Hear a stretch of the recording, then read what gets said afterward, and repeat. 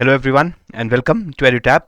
आज हम बात करने जा रहे हैं about the chapter number 10 of the FM component and this chapter does not have a very great weightage in the FM exam. कोई बहुत सारे सवाल आपको इस चैप्टर से नहीं आते हैं, लेकिन कुछ जो दो तीन सवाल आपको इस चैप्टर से देखने को मिलेंगे, those questions they will be low hanging fruits, जिनको सॉल्व करना आपके लिए कोई बहुत मुश्किल नहीं होना चाहिए।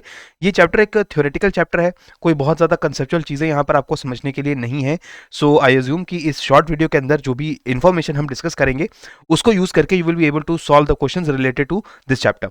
अब इस चैप्टर के अंदर हम बात करते हैं about the back office of any bank and the reconciliation of entries जो बैंक की इंट्रा ब्रांच या इंटर ब्रांच ट्रांजैक्शंस के लिए की जाती हैं। तो सबसे पहले हमें समझना पड़ेगा कि what is a back office. Her bank के पास एक बैक ऑफिस होता है, एक ऐसा ऑफिस का पार्ट जो कि कस्टमर फेसिंग नहीं है, क्लाइंट फेसिंग नहीं है, और वो एडमिनिस्ट्रेशन और सपोर्ट का काम करता है, इसीलिए उसको बैक ऑफिस कह रहे हैं। तो जैसे हर एक बैंक के अंदर आपका जो एक ब्रांच होता है, एक डिपार्टमेंट होता है which is directly dealing with the customers, चाहे वो कस्टमर्स के डिपॉजिट अकाउंट्स या उनके लोन अकाउंट्स उनको सर्विस करने की बात हो, कस्टमर से डीलिंग ट्रांजैक्शंस करने की बात हो, तो ये वो लोग होते हैं which are front office, directly dealing with the customers. लेकिन एक बहुत बड़ा बैंक का जो डिपार्टमेंट होता है जो कि डायरेक्टली कस्टमर से इंटरेक्ट नहीं करता है, वो बाकी सारे फंक्शंस को पीछे से बैकग्राउंड में ऑपरेट करता है, उसे हम बोलते हैं बैक ऑफिस। अब बैक ऑफिस के फायदे क्या होते हैं? कॉस्ट सेविंग्स, क्योंकि आपको बैक ऑफिस जो है वो हर ब्रांच में खोलना की जरूरत नहीं पड़ेगी। आप एक डिस्ट्रिक्ट के अंदर या एक स्टेट के अंदर कहीं एक दो जगहों पर, खास तौर पे बड़े शहरों के अंदर आप अपना एक बैक ऑफिस खोल लीजिए, जहां पर आप अपने सारे एम्प्लॉयज को एम्प्लॉय कर लीजिए। तो इससे आपकी कॉस्ट सेविंग्स होती हैं, आपको हर जगह जा जाकर अलग अलग डिपार्टमेंट्स, अलग अलग बिल्डिंग्स, अलग अलग रेंटल जो है देने की जरूरत नहीं पड़ती है। टाइम सेव होता है आपका, इकोनॉमीज ऑफ स्केल, अपने ऑपरेशन को स्केल अप करना ईजी हो जाता है, और आपके इंटरनल ऑपरेशन जो है वो काफी स्मूथ हो जाते हैं। और अर्लियर टाइम्स में, जब पुराने टाइम्स में बैंक्स को ऑपरेट किया जाता था, तो ये सारे फंक्शंस जो आज के समय में बैक ऑफिस के द्वारा किए जाते हैं, वो फंक्शंस भी वही लोग करते थे जो कस्टमर्स को फेस कर रहे हैं। तो यहाँ पे जो एम्प्लॉइज थे उनकी रिस्पॉन्सिबिलिटीज बढ़ जाती थी, उनके ऊपर वर्क प्रेशर बढ़ जाता था, एरर्स होने के चांसेस बढ़ जाते थे, और इसकी वजह से आपको ज्यादा खर्चा भी बैंक को करना पड़ता था। लेकिन अब ये सारा खर्चा सेव होता है, टाइम सेव होता है, और एम्प्लॉइज की भी जो रिस्पॉन्सिबिलिटीज है वो काफी ज्यादा जो है डिलीनिएट हो गई है। ठीक है, तो अब ये काम क्या होता है जो बैंक ऑफिस के द्वारा किए जाते हैं? What are the functions which are being taken over by the back office? सबसे इंपॉर्टेंट फंक्शन है बुक कीपिंग का। बैंक्स के अंदर अकाउंटिंग किस तरीके से की जाती है, इसका एक फेयर आइडिया हमने ऑलरेडी ले लिया है। तो ये सारी जो बुक कीपिंग है, बैंक्स के अलग अलग ब्रांचेस के अकाउंट्स को जो मेंटेन करने की बात है, ये सारा काम जो है वो भी बैक ऑफिस के द्वारा किया जाता है। इसके साथ जो भी बैंक्स के अंदर डिपॉजिट या विथड्रॉल किए जा रहे हैं, उसको लेकर के जो भी अकाउंट्स में मेंटेनेंस करना होता है, all this function is done by the back office, right? So this back office it does transaction processing, books of accounts उनको मेंटेन करना, ब्रांच अकाउंट्स को बैलेंस करना, रिकंसिलिएशन करना एंट्रीज का, जो एंट्रीज अनरिकंसाइल्ड रह जाती है उनकी रिकंसिलिएशन करना, फाइनल स्टेटमेंट जो बैंक्स की होती हैं, बैलेंस शीट, इनकम स्टेटमेंट, उसको प्रिपेयर करना। All this function, all the accounting functions they are done by the back office. Next, deposits, जो customer facing department deposits accept करते हैं, कैश एक्सेप्ट करते हैं बैंक से, उसको लेकर के भी उन डिपॉजिट अकाउंट्स की सर्विसिंग और मेंटेनेंस करना भी बैक ऑफिस का काम बन जाएगा। उन डिपॉजिट्स में कितना इंटरेस्ट देना है, कितना इंटरेस्ट उनको पे करना है, उस इंटरेस्ट को किस टाइम पर पे करना है, ये सारी चीजें बैक ऑफिस के द्वारा देखी जाती हैं। Reminders for renewals of form deposits, nature of operation of account, all these things are taken over by the deposits. Similarly loans, loan servicing and modification, loans को सेल करना ये तो काम होता है फ्रंट ऑफिस का, जहां पर आप कस्टमर्स को लोन देते हैं, कस्टमर्स का अप्रेजल करते हैं, लेकिन इसके बाद वो जो लोन सर्विस कर रहे हैं, मॉडिफाई अगर लोन में कुछ करना है तो वो सारा काम बैक ऑफिस करेगा। ईएमआई कितनी बननी चाहिए, ईएमआई किस तरीके से आप रीपेमेंट लेंगे, all this is again done buy back office.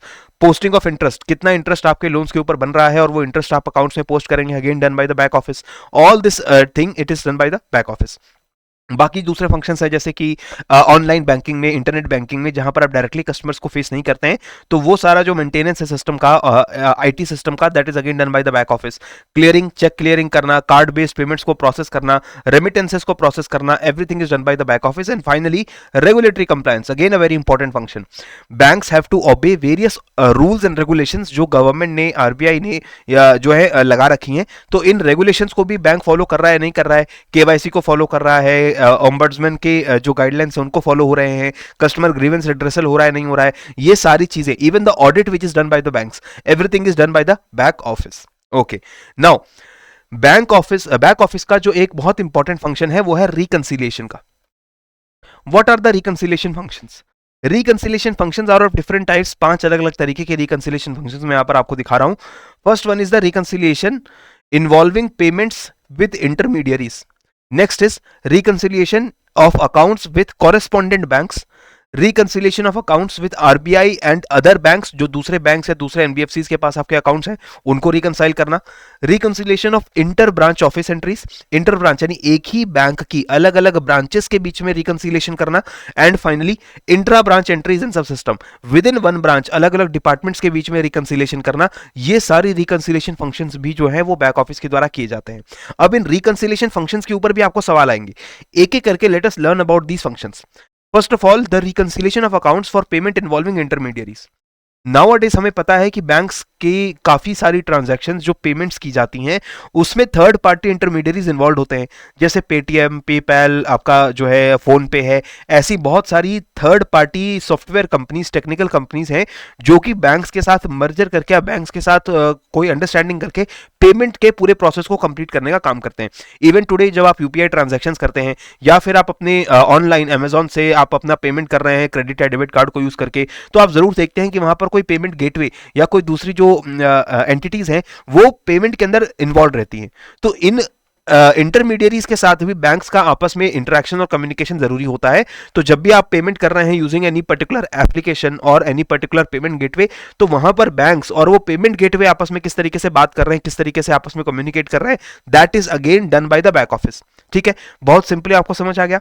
इसके बाद बैंक्स के कॉरेस्पॉन्डेंट बैंक्स के साथ अकाउंट्स ओपन होते हैं, जिसका एक बहुत अच्छा एग्जांपल होता है nostro and Vostro accounts.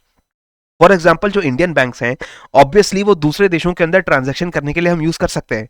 So India का कोई भी बैंक यूएस में या किसी दूसरी कंट्री के अंदर जहां पर अपना अकाउंट ओपन करके रखेगा उस अकाउंट को हम बोलते हैं nostro account, right. So for example bank x is in India और इस बैंक एक्स ने अपना एक अकाउंट ओपन कर रखा है यूएसए के बैंक वाई में।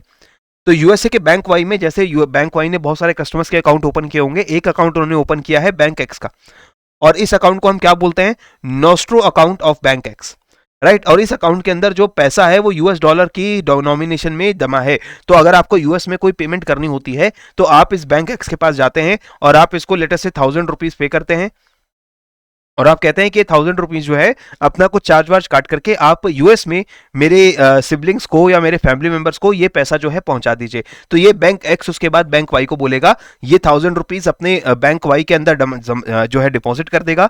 जितना भी यूएस डॉलर्स के अंदर ये अमाउंट बनेगा वो यूएस डॉलर्स जो है वो इस बैंक के अकाउंट में जमा हो जाएंगे और वहां से ये पेमेंट जो है वो आपके फैमिली मेंबर्स को करती जाएगी, राइट।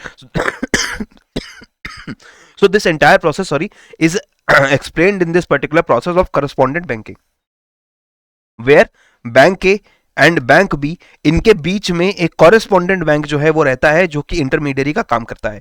तो यहां भी जो रिकंसिलिएशन का मतलब क्या है कि अलग अलग बैंक्स के अंदर जो अकाउंट्स हैं वो अकाउंट्स आपस में एग्री करें। तो एक अकाउंटिंग एंट्री बैंक ए ने कर ली जहां पर उसने सेंडर से बैंक ए के क्लाइंट से कुछ डिपॉजिट को एक्सेप्ट कर लिया है। अब ये जो डिपॉजिट एक्सेप्ट कर लिए गए हैं इसने अपने अकाउंट के अंदर तो एंट्री कर दी है, इसके बाद ये पैसे ट्रांसफर कर दिए गए टू बैंक बी और इसमें कॉरेस्पॉन्डेंट बैंक की मदद ली गई। तो यहां पर कॉरेस्पॉन्डेंट बैंक भी एक अकाउंटिंग एंट्री करेगा, एक अकाउंटिंग एंट्री बैंक बी के द्वारा भी की जाएगी। तो ये भी देखना कि ये सारी एंट्रीज जो है वो आपस में कंसाइल कर रही हैं, आपस में एग्री कर रही है। This is also a function which is done by the back office of all these banks. Next up is the accounts which are open by RBI and other banks within India. यहां पर आपको पता होना चाहिए कि हर bank RBI के साथ अपने कुछ अकाउंट्स को ओपन करता है, जैसे आईसीआईसीआई, एसबीआई, जो अलग अलग बैंक्स हैं इनकी कुछ branches they have some accounts open with RBI. उन अकाउंट्स को क्यों ओपन किया जाता है, क्योंकि आपको पता है बैंक्स को अपना cash reserve ratio, SLR, repo and reverse ratio, reverse repo की ट्रांजैक्शंस, ये सारी ट्रांजैक्शंस जो आरबीआई के साथ करनी होती हैं, ट्रेजरी ऑपरेशंस, करेंसी चेस्ट के ऑपरेशन, जो आरबीआई के साथ पैसे का लेन देन है उसे ऑपरेट करने के लिए आरबीआई के पास भी बैंक अकाउंट्स ओपन रहते हैं। सिमिलरली दूसरे बैंक्स के साथ भी आपके अकाउंट ओपन होते हैं। अगर आप आईसीआईसीआई बैंक से एसबीआई बैंक के बीच में ट्रांजैक्शन करवाना चाहते हैं, so there are accounts which are operating in both these banks. So whenever any accounting entry has to be done in two different banks or it is done in a bank and an RBI, तो यहां पर भी आपको reconciliation देखनी पड़ती है कि अलग अलग बैंक्स के अकाउंट्स में जो अकाउंटिंग एंट्रीज हैं वो आपस में एग्री कर रही हैं। ठीक है, तो इसका तरीका सिंपल होता है। एक अकाउंट स्टेटमेंट, अगर हम आरबीआई की बात करें, आरबीआई से एक अकाउंट स्टेटमेंट ऑब्टेन किया जाता है। तो अगर ऐसे बैंक को अपना अकाउंट रिकंसाइल करना है, so on a monthly basis और किसी एक पर्टिकुलर टाइम पीरियड के बाद वो आरबीआई की वेबसाइट के ऊपर जाकर के अपनी अकाउंट स्टेटमेंट जो है वहां से डाउनलोड कर लेंगे, जैसे आप अपनी पासबुक डाउनलोड करते हो बैंक के पास जाकर के, और पासबुक में आपके सारे अकाउंट की ट्रांजैक्शंस लिखी होती हैं। उसी तरीके से आरबीआई के पास जाकर बैंक अपना पासबुक, जिसको हम अकाउंट स्टेटमेंट बोल रहे हैं, वो वहां से डाउनलोड करेंगे और वहां पर देखेंगे कि कौन कौन सी ट्रांजैक्शंस आरबीआई के उस अकाउंट के अंदर जो है उनकी एंटर की गई हैं, और फिर वहां पर वो सारी ट्रांजैक्शंस को देखेंगे कि सारी ट्रांजैक्शंस करेक्ट हैं या नहीं करेक्ट हैं, and they will check their own account books कि वो सारी ट्रांजैक्शंस उनके अकाउंट बुक के अंदर भी रिफ्लेक्ट कर रही हैं या नहीं कर रही हैं। ठीक है, तो आरबीआई ने ये भी मैंडेट किया हुआ है that all the government securities, जो बैंक्स ने गवर्नमेंट सिक्योरिटीज के अंदर इन्वेस्टमेंट कर रखी है, they should also be checked at quarterly intervals. Quarterly intervals के ऊपर हर 3 महीने में आपको ये चेक करना रहता है कि जो आपने गवर्नमेंट सिक्योरिटीज के अंदर इन्वेस्टमेंट कर रखा है और वो इन्वेस्टमेंट आरबीआई के पास आपने पार्क करके रखा हुआ है, वो भी आपका हर 3 महीने में आप उसे चेक करते रहिए कि वो करेक्ट है या नहीं है, उसमें बैलेंसेस करेक्ट है या नहीं है। ठीक है जी। Next comes your other institutions, the other banks, जहां पर एक से ज्यादा बैंक्स के बीच में कोई ट्रांजैक्शन हो रही है, चाहे वो मनी की ट्रांजैक्शन हो, कॉल या शॉर्ट नोटिस के ऊपर, क्योंकि आप शॉर्ट टर्म करेंसी मिसमैच को ओवरराइड करने के लिए बैंक से शॉर्ट टर्म के लोन्स लेते हैं, 1 दिन के लिए या 14 दिन के लिए बैंक से मनी का ट्रांसफर होता है। इन्वेस्टमेंट्स एक बैंक ने दूसरे बैंक के अंदर की हो सकती हैं। कलेक्शन, जैसे कि आपने एक बैंक का चेक दूसरे बैंक में जमा किया है, तो ये सारी जो इंटर बैंक ट्रांजेक्शन होती हैं, इनके लिए भी जो अकाउंट्स है वो रिकंसाइल किए जाते हैं। यहां पर आपको देखना होता है कि कोई भी डेबिट चार्जेस और क्रेडिट फॉर इंटरेस्ट ये आउटस्टैंडिंग नहीं है। आपने कोई अगर डेबिट करना था या क्रेडिट करना था, वो आउटस्टैंडिंग जो है वो नहीं बचा हुआ है। All the items which ought to be have been taken to revenue for the year have been taken, यानी कि जितने रेवेन्यू में, जितना आपकी इनकम के अंदर आइटम्स आने चाहिए थे, वो आपने सभी आइटम्स अलग अलग ब्रांचेस में, अलग अलग बैंक से जो आपको इनकम मिलनी चाहिए थी, वो आपने इनकम ले ली है। It should be insured that no cheque sent और received in clearing it out is outstanding. कोई भी चेक जो आपका क्लियरिंग के लिए भेजा गया था, वो सारा चेक जो है वो आउटस्टैंडिंग नहीं है, सारे चेक्स जो है वो क्लियर हो चुके हैं। ठीक है, as per the practice prevalent among banks, any cheque returned unpaid are accounted for the same day on which they were sent in clearing or on the following day। तो कोई भी चेक अगर unpaid return कर दिया जाए तो उसको उसी दिन या उसके नेक्स्ट वर्किंग डे के ऊपर हम उसे रिकंसाइल कर देते हैं कि वो उसकी जो चेक था वो अनपेड रह गया, और उसके बाद हम इन्फॉर्म कर देते हैं कंसर्न पार्टीज को that cheque has been returned unpaid. It also should be ensured that all bills or outstanding checks sent for collection and outstanding as on the closing date have been credited subsequently। कि अगर कोई भी outstanding check था या कोई भी आपका closing date के ऊपर कोई भी आपका बिल जो है वो आउटस्टैंडिंग था, उनकी भी हमने अकाउंटिंग कर ली है, ताकि कोई भी ऐसा चेक, कोई भी ऐसा इंस्ट्रूमेंट जहां पर 2 से ज्यादा बैंक इन्वॉल्व हैं, 1 से ज्यादा बैंक इन्वॉल्व हैं, वो आपका अनरिकंसाइल ना रह जाए। ठीक है, इसके बाद इंट्रा ब्रांच एंट्रीज, एक ही ब्रांच के अंदर अलग अलग डिपार्टमेंट्स के बीच में भी आपकी जो एंट्रीज है वो भी सारी रिकंसाइल होनी चाहिए, ताकि आपके उस ब्रांच के अंदर जितनी प्राइमरी अकाउंट बुक्स हैं वो सारी टैली कर ली गई हैं और वो सारी अप टू डेट हैं, उसमें कोई भी गड़बड़ नहीं है। मैनुअल सिस्टम जो पहले किया जाता था कंप्यूटर्स के आने से पहले, वहां पर एरर्स के काफी ज्यादा चांसेस रहते थे, लेकिन जब से कंप्यूटराइजेशन हुआ है ये प्रॉब्लम अब ज्यादा एग्जिस्ट नहीं करती है, क्योंकि कंप्यूटराइजेशन में जो मिसमैचेस होते हैं वो मिसमैचेस अब नहीं होते हैं। जैसे ही आपने एक अकाउंटिंग एंट्री कंप्यूटर के अंदर डाली, जितने भी कंसर्न अकाउंट उसकी वजह से इंपैक्ट होने चाहिए थे, जहां जहां भी क्रेडिट या डेबिट होना चाहिए था, वो कंप्यूटर ऑटोमेटिकली कर देता है, तो मिस आउट नहीं होता है। लेकिन स्टिल ह्यूमन इंटरवेंशन इसलिए चाहिए होती है कि हम देख सके कि सारे अकाउंट जो है वो कंप्यूटर ने करेक्टली मैच किए हैं या नहीं किए हैं। इसके अलावा एक चीज हमें और देखनी होती है, suspense account and sundry deposit accounts. ये 2 अकाउंट्स होते हैं जहां पर ह्यूमन इंटरवेंशन की बहुत जरूरत होती है। ठीक है, सस्पेंस अकाउंट क्यों बनाए जाते हैं? अगर आपके ट्रायल बैलेंस बनाने के बाद आपको जैसे पता है कि आपने देखा कि कुछ डेबिट्स या कुछ क्रेडिट्स आउटस्टैंडिंग बचे हुए हैं और आपका ट्रायल बैलेंस एग्री नहीं कर रहा, तो आप एक सस्पेंस अकाउंट बनाते हो और जो भी एंट्रीज आपकी मिसमैच है उसको सस्पेंस अकाउंट के अंदर डाल देते हैं। तो यहां पर ह्यूमन इंटरवेंशन चाहिए, क्योंकि कंप्यूटर को नहीं पता चल पाएगा कि ये जो अनरिकंसाइल्ड एंट्रीज हैं इनका हमें करना क्या है। इसके अलावा सन्ड्री डिपॉजिट अकाउंट्स, बहुत सारे छोटे छोटे डिपॉजिट अकाउंट्स बैंक के पास जो पेमेंट्स आती रहती हैं, उसको कैसे मैनेज करना है, इसके लिए भी ह्यूमन इंटरवेंशन आपको चाहिए होती है। तो ये आप चीज ध्यान रखेंगे। कंप्यूटराइजेशन होने के बाद भी 2 ऐसे अकाउंट्स हैं, sundries deposit accounts and suspense accounts, जहां पर ह्यूमन इंटरवेंशन की जरूरत होती है और टाइम टू टाइम चेक करना पड़ता है इन अकाउंट्स को कि ये अकाउंट्स अप टू डेट है, रिकंसाइल्ड है या नहीं है। ठीक है, इसके बाद ये भी आपको ध्यान रखना है कि जब भी हम इन अमाउंट्स की बात करेंगे, चाहे वो सन्ड्री डिपॉजिट्स हो चाहे वो सन्ड्रीज अकाउंट हो, हर account they are expected to be cleared expeditiously even though all the entries may not be fraud prone. ऐसा हो सकता है कि कुछ एंट्री सस्पेंस या सन्ड्री अकाउंट के अंदर फ्रॉड एंट्रीज है जहां पर जानबूझ करके गलती की गई है, तो वो आपको पता चले या ना पता चले, लेकिन उन्हें जल्दी से जल्दी हमें रिकंसाइल करना होता है, हम उन्हें ज्यादा कैरी फॉरवर्ड नहीं करते। इसी वजह से हर अकाउंट्स को टाइमली बेसिस के ऊपर आप मेंटेन करेंगे, और कोई भी एंट्री अगर सस्पेंस अकाउंट के अंदर आपकी आती है तो हम कोशिश करते हैं कि उसको जल्दी से जल्दी वो एंट्री एक्चुअली किस अकाउंट में जानी चाहिए थी, किस एंट्री की वजह से एरर हुआ और उस एरर को हमने सस्पेंस अकाउंट में डाला, उसको हम जितना जल्दी हो सके आइडेंटिफाई कर लें। क्योंकि हमें ऑलरेडी पता है सस्पेंस अकाउंट क्यों बनाया जाता है, क्योंकि वी हैव एन अनरिकंसाइल्ड एंट्री जिसका एक्चुअल जो अकाउंट में क्रेडिट या डेबिट होना था वो हम अभी फाइंड आउट नहीं कर पाए, तब तक हम सस्पेंस में डालते हैं।